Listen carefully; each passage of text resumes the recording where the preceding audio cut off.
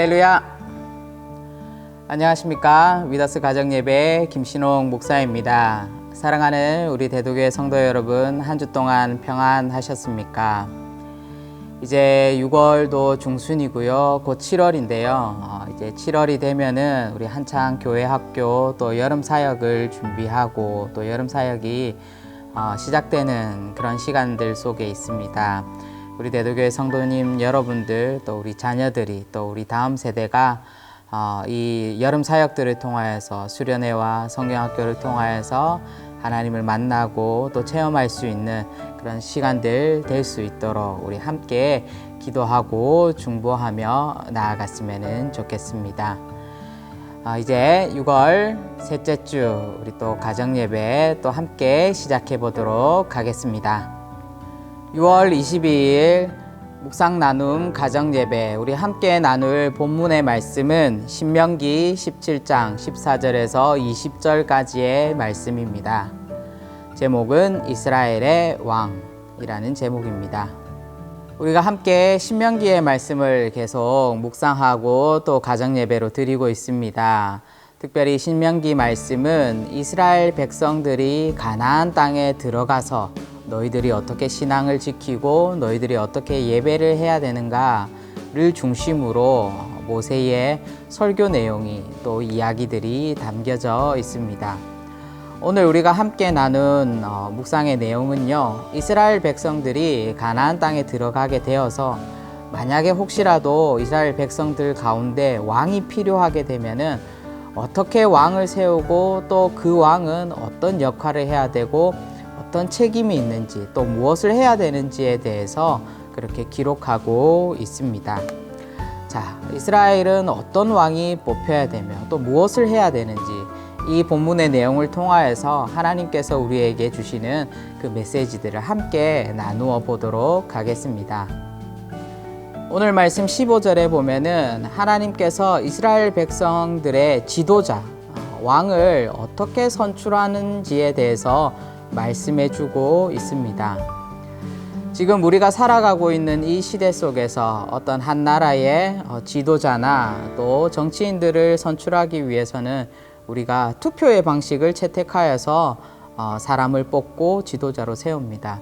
그런데 이스라엘 백성의 지도자, 특별히 왕은요, 바로 사람이 세우는 것이 아니라 하나님께서 택하신 자, 바로 하나님께서 그 왕을 세우고 지도자를 세우신다라고 그렇게 말씀하고 있습니다.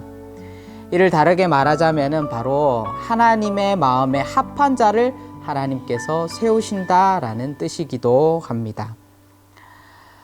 특히 우리가 교회에서나 또 세상에서 많은 또 선거들이 있고요. 또 우리가 또 교회에서도 직분자들을 선출하게 됩니다. 그 속에서 우리가 지녀야 될 마음이 무엇이냐면요, 바로 우리가 사람의 어떠한 외모를 보거나 또 우리의 지연이나 학연이나 이런 것에 얽혀서 사람을 뽑는 것이 아니라 바로 하나님의 마음에 합한 사람인가, 정말 우리가 세우고 싶은 그 지도자가 정말 하나님의 마음에 합한 사람인가를 우리가 먼저 생각하고 기도한 후에 우리가 그 사람을 뽑아야 한다라는 것입니다. 바로 하나님께서 세우시는 자, 바로 하나님께서 지도자로 또 리더로서 세우시는 자는 어떤 사람입니까? 바로 하나님의 마음에 합한 사람입니다. 바로 그 마음의 중심을 하나님 앞에 드릴 줄 아는 사람을 하나님께서는 세우시는 것입니다. 우리가 잘 알듯이 하나님께서 다윗 왕을 세우실 때에 그의 외모나 그의 어떠한 능력을 보는 것이 아니라 하나님께서는 그 마음의 중심을 보신다라고 하셨습니다. 바로 그 중심에 무엇을 보시겠습니까? 바로 그 마음에 하나님을 향한 믿음이 굳건한가, 하나님을 향한 그 믿음이 신실한가, 그것을 하나님께서 보시고 세우시겠다라는 것입니다. 바로 우리들 또한 정말 하나님 앞에 쓰임받기 위해서는 바로 우리의 마음의 중심에 세상의 것들 또 우리의 것들을 채우는 것이 아니라 바로 하나님의 말씀을 채우고 정말 신령한 것들을 우리의 마음 가운데 채워서 정말 하나님의 마음에 합한 자로서 우리가 세움을 받고 또 하나님의 사역에 우리가 쓰임받을 수 있어야 할 것입니다. 오늘 말씀 16절과 18절에 보면은 하나님께서 이스라엘의 왕으로 선택된 사람이 하지 말아야 될 행동과 또 해야 될 행동에 대해서 말씀해 주고 있습니다. 16절에 보면은 왕이 된 자는 병마를 많이 두지 말라라고 하지 말아야 될 것에 대해서 하나님께서 말씀해 주셨습니다. 그런데 한 국가가 다른 나라들로부터 전쟁이나 여러 가지 약탈에 대비하여서 그 나라의 백성들을 지키기 위해서는 어쨌든 간에 병력이 많아야 되고 군사들이 많아야 되는 것이 일반적인 생각입니다. 그러나 하나님께서는 이 일반적으로 생각하는 이 방식을 사용하지 않으신다라는 것이죠. 바로 하나님의 백성들은 하나님의 방법으로 하나님께서 지키심을 우리에게 말씀해 주고 있습니다. 바로 하나님의 백성의 안전과 번영은 사람들의 손에 있는 것이 아니라 어떠한 세상의 힘의 논리, 군사력에 있는 것이 아니라 바로 하나님의 손에 있음을 하나님께서 분명하게 말씀해 주고 있습니다. 그리하여서 이스라엘 백성 중에 왕으로 선택된 자는 이 군사력을 늘리는 것이 아니라 오늘 말씀에 보면은 하나님의 말씀을 기록해야 된다. 바로 등사본이라고 되어 있는데요. 바로 하나님께서 이스라엘 백성들에게 주신 그 율법의 말씀을 잘 기록해 놓아야 된다라고 그렇게 말씀하고 있습니다. 이 말이 무엇이겠습니까? 바로 하나님의 말씀을 늘 가까이 하여서 하나님의 뜻대로 행하는 자가 바로 이스라엘의 온전한 왕으로 세움을 받을 수 있다라고 그렇게 말씀하고 있는 것입니다.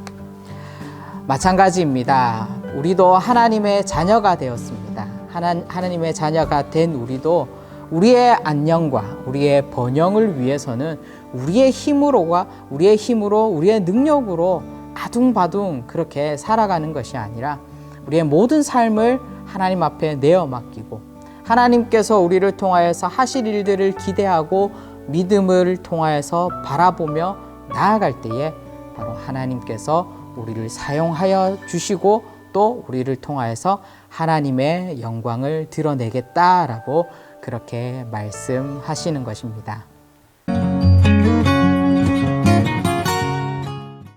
6월 25일 하브루타 가정예배 우리 함께 나눌 말씀의 본문은 마태복음 12장 9절에서 13절까지의 말씀입니다.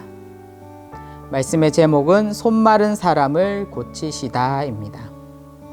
우리가 요즘 TV 매체나 또 스마트폰으로 여러 뉴스들을 접하게 되는데요. 그런데 그 뉴스들을 보면은요, 대부분이 어떤 뉴스이냐면은 누구를 고소하거나 고발하는 그런 내용들이 참 많은 것을 우리는 볼 수 있습니다. 오늘 우리가 함께 읽은 이 본문의 내용도 이와 비슷합니다. 바로 바리새인들이 예수님을 고발하는 내용인데요. 어떠한 내용으로 고발하는지 또 이 이야기 속에 하나님께서 우리에게 주시는 그 메시지가 무엇인지에 대해서 우리가 함께 묵상해 보도록 하겠습니다. 오늘 말씀 10절과 11절에 보면은요, 회당에서 예수님께서 손 마른 자를 고치시려고 할 때에 이 모습을 보고 바리새인들이 예수님을 고발하는 장면이 등장합니다. 예수님께서 손 마른 자의 손을 고치시려고 하는 것을 왜 바리새인들이 고발했겠습니까? 이는 율법의 안식일에 일을 하는 것이 율법에 어긋나기 때문에 이를 고발하려고 하는 것이었습니다. 바로 바리새인들의 모습 속에서는 예수님께서 사람의 손을 고치시는 이 행동이 일로서밖에 보이지 않았던 것이었습니다. 이러한 바리새인들을 향하여서 예수님께서 어떠한 질문을 던지셨습니까? 너희 중에 만약에 안식일에 양이 구덩이에 빠져 있을 때에 너희들은 이 양을 구하겠느냐 구하지 않겠느냐, 그렇게 질문을 던지셨습니다. 예수님께서 이 질문을 던지신 이유는 바로 사람의 생명이 무엇보다 더 중요하다라는 것을 말씀해 주기 위함이었습니다. 바로 율법을 지키는 것도 중요하고 제산을 지키는 것도 중요하지만 그 무엇보다 사람의 생명이 중요하다라는 것을 예수님께서 바리새인들을 향하여서 말씀해 주고 있는 것입니다. 우리의 성도들의 삶도 마찬가지입니다. 지금 이 세대를 바라보면은요, 이 시대를 바라보면은 자본주의 시대 속에서 사람의 생명보다는 때로는 자본이, 돈이 우선시되는 그런 풍조가 있습니다. 이런 풍조 속에서 그리스도인들은 무엇보다 생명을 소중히 여기고 또 우리 주위에 어려운 지체들이 있다면, 이웃들이 있다면 그들을 향하여서 손 내밀고 예수님의 자비와 선을 베풀 수 있는 그런 성도들이 되어야 할 것입니다. 바리새인들의 고발 사건 이후에 예수님께서는 손 마른 자를 향하여서 그 손을 내밀라라고 그렇게 말씀하셨습니다. 그리고 이 손 마른 자는 그 손을 내밀었을 때에 그 손이 치유받는 그런 놀라운 기적을 경험하게 됩니다.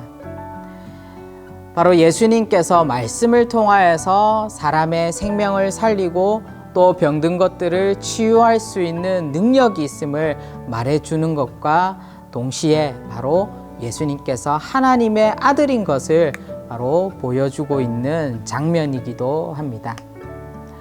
하나님께서도 우리에게 때로는 불가능한 것을 요구하실 때가 있습니다. 손 마른 자의 입장에서 그 손을 내밀라라고 그렇게 말했을 때에 그 마음 가운데 혹여라도 이 사람이 나의 손을 고칠 수 있을까 의심하는 마음이 있었다라면은 그 사람은 손을 내밀지 못했을 것입니다. 그러나 그 손 마른 자의 마음 가운데 이분이라면은 나의 손을 고칠 수 있겠다라는 믿음이 있었기 때문에 손을 내밀 수 있었던 것입니다. 바로 하나님께서 우리에게도 무엇인가가 불가능한 일을 우리에게 맡기실 때도 요구하실 때도 우리는 믿음을 가지고 하나님께서 우리의 능력 되심을 인정하고 하나님께서 우리와 함께 하심을 고백하며 그 불가능한 일에 순종할 수 있어야 하는 것입니다. 바로 우리가 믿음을 가지고 순종할 때에 어떠한 역사가 일어나기 때문입니까? 바로 기적의 역사가 일어나기 때문입니다. 사랑하는 우리 대도교회 성도 여러분, 우리 한 주 동안도 하나님의 말씀에 순종하여서 하나님께서 때로는 우리에게 불가능한 것을 요구할지라도 우리가 믿음을 가지고 하나님의 그 순종에 응답하며 나아갈 수 있는 우리 모든 대도의 성도님들 되시기를 주님의 이름으로 축복합니다.